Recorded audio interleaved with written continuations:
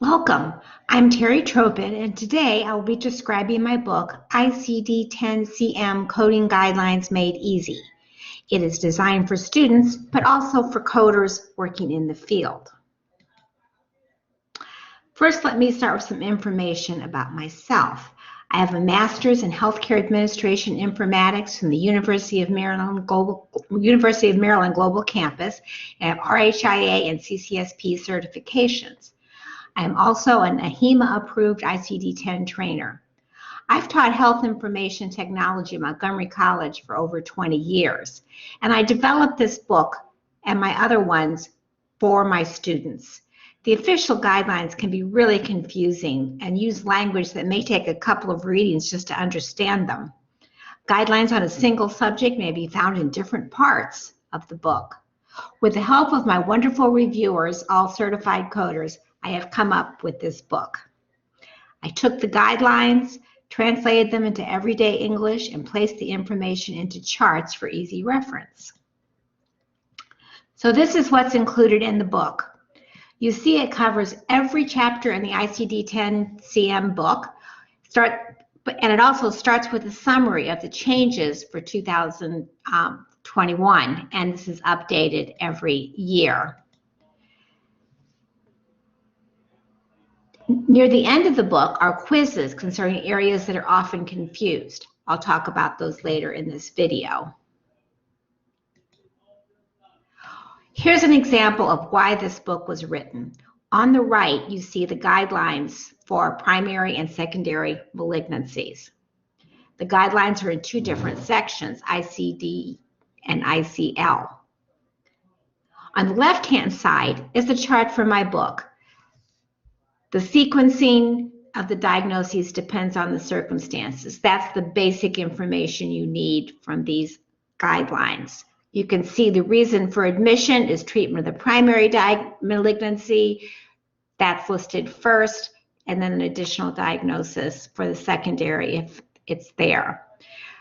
If the reason for admission is treatment of the secondary malignancy is first, the additional diagnosis for primary malignancy, or a history of malignancy if the primary has been removed or treatment completed. So this shows you that all of this was condensed into a chart, a table. So it starts out with a summary of the changes for that year.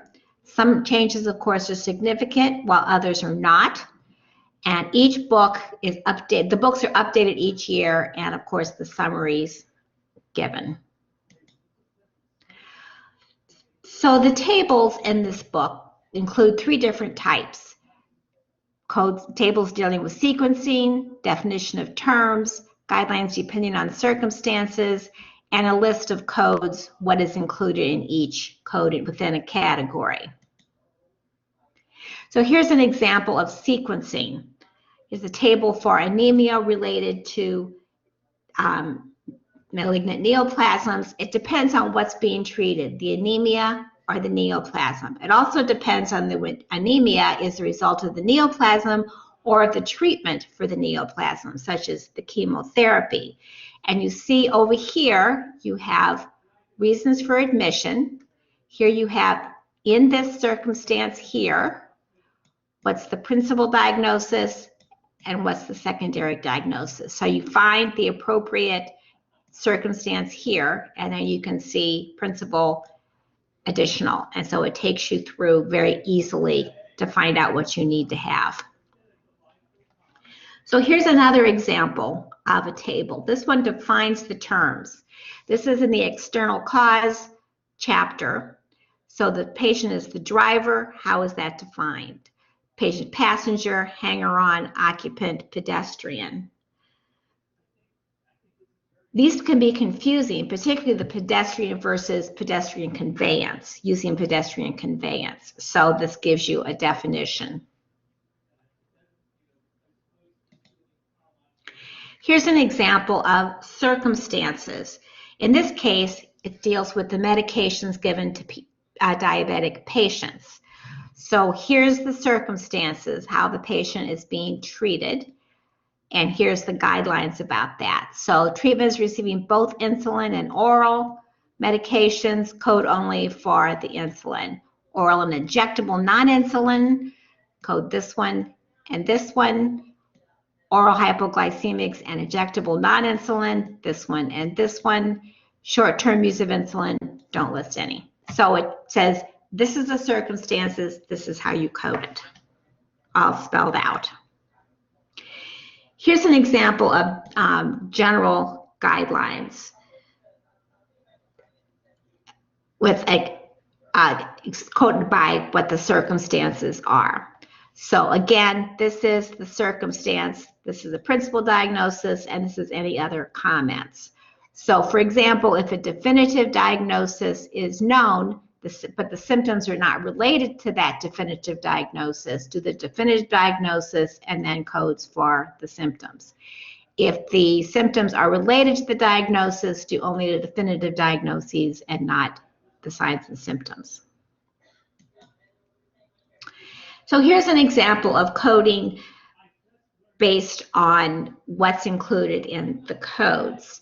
Some categories have many different codes, but that include many different conditions. These can be very confusing. So you see for otitis media, you have these codes, and here shows you which laterality is included and the types of otitis media. So for this one, and the X's in there say, yes, this is included in that code. So H66.13, bilateral tubotympanic. And so you find what's here, what fits here with the laterality and the type, and then you refer back and you can find out which code is appropriate.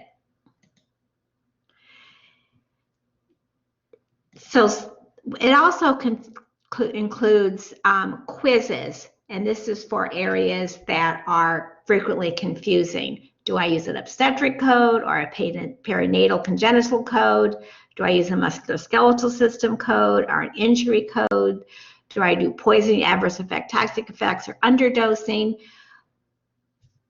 So this gives you quizzes, questions on that to test you on that, and of course the answers are in the back of the book.